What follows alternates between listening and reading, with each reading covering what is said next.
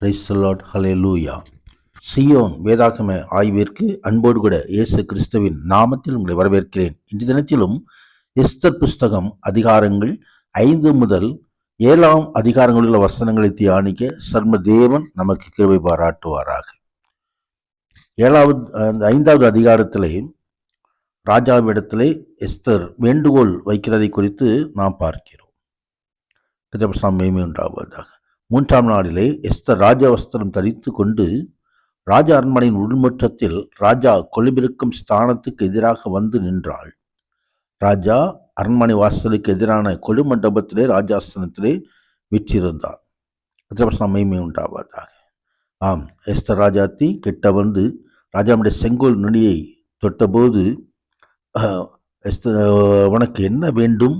நீ கேட்கிற மன்றாட்டு என்ன? ராஜ்யத்தில் பாதி கேட்டாலும் உனக்கு கொடுப்பேன் என்று சொன்னதை குறித்து நாம் பார்க்கிறோம். கர்த்தர் மகிமை உண்டாவதாக. ஆம், ராஜாவின் கண்களில் எனக்கு கிருபை கிடைத்ததனால் ராஜாவும் ஆமானும் நான் இன்று செய்யப்பட்ட விருந்துக்கு வர வேண்டும் என்ற வேண்டுகோளை வைக்கிறதை குறித்து நாம் பார்க்கிறோம். கர்த்தர் மகிமை உண்டாவதாக. ஆண்டவராகிய தேவன் தாமே தன் பிள்ளைகளுக்கு எப்படி செயல்பட வேண்டும் என்ற ஆலோசனையை தருகிறார். கர்த்தருடைய சிறு ஆலோசனை நமக்கு மிகுந்த உதவியாய் இருக்கும். 6வது அதிகாரத்திலே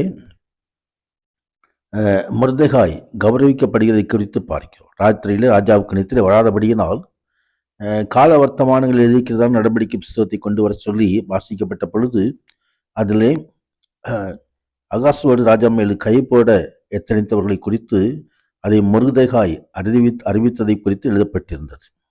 இந்த மொர்தெகாய்க்கு என்ன செய்ய வேண்டும் என்று சொல்லி அங்கே ராஜா யோசித்து மொர்தெகாயை கனப்படுத்தும்படியான காரியத்தை அங்கே கட்டளையிடுகிற காரியத்தை குறித்து நாம் பார்க்கிறோம். கர்த்தருடைய மகிமை உண்டாவதாக. தேவனுடைய அற்புதமான அந்த கிரியைகள் 6வது அதிகாரத்திலே தெளிவாக காட்டப்படுகிறது.